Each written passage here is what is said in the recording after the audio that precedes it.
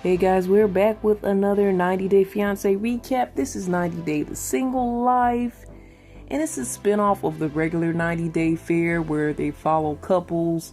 One person's from the US and the other's from another country, and they have a lot of cultural barriers, language boundaries, and other issues, and it's kind of crazy. But this is like the aftermath of the couples. Now they may be single, things didn't work out. This is their second chance to find love, and it can be anywhere. It could be in the US, it could be in another country, but we get to follow the people that were in the originals. So starting with Pedro and Sophie, you know, Pedro was with Chantel on that field. Sophie was with Rob in that field, but somehow they found each other. They've been flirtatious, but it's been a bit more of a flirtation. But for Sophie, she's still not ready yet. He was informed by her that a couple months ago she did hook up with Rob again. And she just wants Pedro to slow down and let her take the lead. Feels like he's coming on too strong for her. He gets advice from Liz, and she basically says that she's still healing from her divorce, which he takes as she's not ready. Liz and Via, I think that's how you say his name. That's one of Pedro's friends. The two of them seem to be hitting it off pretty well. And as she leaves, Pedro says, "Bye, princess." To me, he's giving me the too easily acceptable, too easily to cheer you on type of, like, he's giving me hot uncle or a young zaddy. He's not giving me, and I think he's not giving her that bad boy energy that she likes, what she was getting from Rob. The push and pull of it all, she just isn't getting that. He's being too on board and too up for everything and too just ready to accommodate her, and I guess she finds it a little bit too easy. I feel like she likes a fight. So the day after, they go hang out and have a little date. You know, they're like, yesterday was awkward. So then he brings up Liz, saying he talked to Liz, and basically he lies on Liz. And basically, I think he said that Liz threw her under the bus and said she wasn't ready, questioning whether she wanted to be with him or not. And Sophie's taken aback. She's like, "I thought Liz was my friend. Why would she go behind my back like this?" So she explained everything. And it seems like the two of them just aren't on the same page. She's getting the energy that she's not ready. And he was saying something like, "Well, if you met some guy, are you gonna go hook up with this random guy?" So she's like, "Well, I'm allowed to do whatever I want to do because I'm still single." And he said, "You know, I had the impression we were exclusive," while she's thinking that this is like an open thing. Is there any clarity in what's going on with this relationship? He's acting like a mad dad to me. And he says he's not a healer. He's not a doctor, which made me laugh. And basically that he's not going to be healing her, that he wants to be in this relationship. That was never what he signed up for. He's giving me like big bratty man vibes, kind of what he was doing with Chantel as well, just ranting. And I think he just needs to kind of man up a little bit. And I don't know. He's ready to be a dad, but is he ready to be a dad? Maybe a zaddy, but not a real daddy. All right, Jamal and Kimberly, they kind of recap what's going on with the multi-sibling debacle. And Jamal basically says he stumbled upon the fact that he had a sister that he never met. He stumbled upon the fact, I'm not sure if he stumbled upon it. I'm not exactly. No, what happened was his big brother found them. So it's like now another hidden sibling that he has. And basically Kimberly is trying to deal with that while trying to find love at the same time. She has a lot of family things to deal with, giving up two of her full blood children for adoption. I'm going to say full blood. not for her, but for Jamal. Those are his full-blood siblings. And they were both adopted away. And he's like, when was my mom actually going to tell me about this? And it's giving him some trust issues. The brother Larry should be arriving so she can connect with him and get to know him better. But she still has to tell him about the fact that, hey, you got a sister too. So we see Natalie and Gino at their little coffee shop spot where he meets up in her city or her state. And we kind of recap the issues that ensued with them. He got with Natalie while things were still going on with Jasmine. And they're reconnecting. And of course, Jasmine gave Natalie a hard time.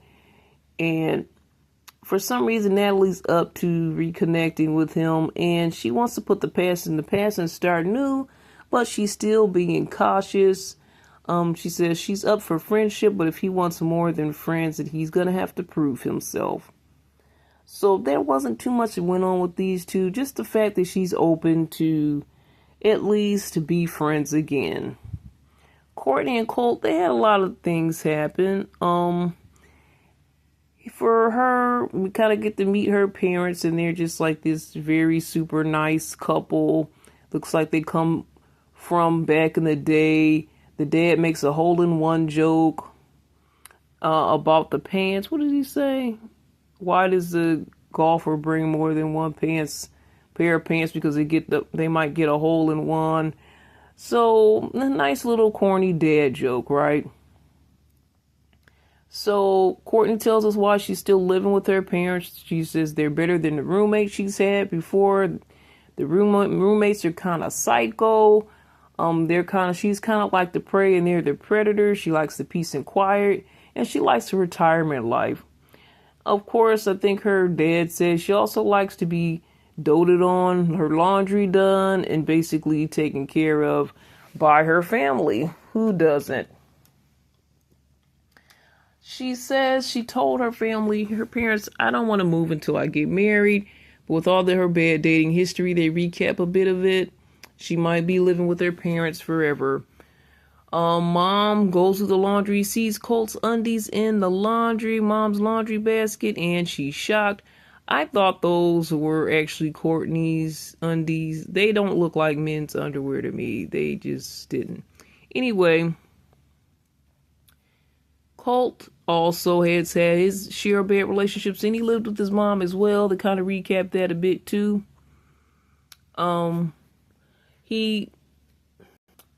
He then talks about the hunt for love situation, what happened to him with his leg. So the parents offer Courtney and Colt to go with them golfing and just ride in the golf cart because Colt is still in a situation where he's not moving too much. She's shaving him. She's doting on him. I'm sorry, it's his leg that's hurt. Why are you shaving him? And if he can't see in the mirror, just give him a mirror. Like, why are you treating him like a child? He can't hold a mirror. Then she says he can't even, acts like he can barely wipe himself. Honey, this man is doing too little. And you're allowing him and you're being his little caretaker and bending over backwards. It's not even worth it. He can move more than that. Come on. It's been a couple months, I understand that, but it's his leg and not his whole arms and everything. So they reveal that the two of them have not fully consummated their relationship as far as in the bedroom. They've done some things, but they haven't done the full thing. And he's upset that she, talks about the fact that his size was small, and he's blaming the medicine and all of that. She's talking with her friend, so she's having girl talk and he's having guy talk with his friend online. And she said, she let them know that nothing was going on in the bedroom. And his friends are really skeptical. He's living with her and the parents. They're really not liking the way this is sounding. And she's saying, well, he's saying that it's the meds that's causing this, but she's wondering if it's her. Is it something about her that he's not digging or not feeling? And does he want me or does he want convenience? That's the question, and that's what her friends bring to the table as well. And there's also the talk about all of his ex-girlfriends bashing him online, trust issues with him. And he talks with his friends. Actually, she talks with her friends and she says, I'm not single right now. They say, oh, you'll be single in a month. So I don't know if they're making fun of her past situations or they just see that a bunch of red flags with Colt. She says it's hard for her to be a full-time caregiver, the bedroom issues, all these things. It's just not looking good. Colt talks to his friend Mark. He congratulates him for being in this relationship. And he actually reveals that Courtney is boring in bed. He is really more into the Latina women, and that's what we see his history of. And he's saying they do all these things in bed, while Courtney seems like she's just kind of, I don't know the best way to say it, but she's just doing whatever she needs to do. She's not into it. She's just laying there, basically, is what he's trying to say. He said he can't go from someone that's really into it to someone that's just barely there. He can't go back to that. And that may be the very reason why. He also lets us know, well, his friend Mark asks, are you talking to the young lady that you were going to meet after Hunt for Love if it didn't work out? And he says, yes, he still ended up talking to this young lady that he was supposed to meet after that show, but he ended up with Courtney. So he's saying he doesn't know how to really break it off, and he doesn't know how to tell Courtney that he's been talking to this young lady because she's not going to trust him at the end of the day. And he knows that most of his relationships have ended because of his trust issues and because he's cheated on all his past relationships. So Courtney, you have a mess on your hands, and I hope she finds out sooner or later. He's already staying in her family house. He's getting a lot of things that he doesn't deserve. He does need to cut that situation off with that young lady. He appears he wants something with Courtney. It seems like he wants to settle down, but he doesn't. He has issues with cheating. And I don't know if he's with the Brazilian woman or not, if he's still going to end up having situations with cheating. And it's a situation where she's just giving way too much to this guy that's not really appreciative, and he's not going to be giving it back. Of course, he's thankful and grateful for all the good things that she's doing. He's spoiled. He acts like he can have his cake and eat it too. And I'm hoping that she finds that that's not the case. And I don't care how injured he is. He's going to have to find somewhere else to go at this point, because you've done more than enough, Courtney, for this guy. For me, I'd like to send him on his way. I would say give him a week, but I probably wouldn't even give him a week to find a place. He needs to find a place now, because Colt is still Colt, and he has not changed his ways. It's sad because the two of them seem like they will be a great couple, but she's honestly just too good for that guy. So that was pretty quick. That's Single Life in a nutshell. Thoughts, comments, questions, email me at cbiztv@yahoo.com. We will talk again. All the best, guys. God bless. We'll talk again for another recap as we continue with Faith, Love, and Trends. Email me at cbiztv@yahoo.com. Check us out on our other platforms at cbiztvmedia.com. And I'll talk to you next time.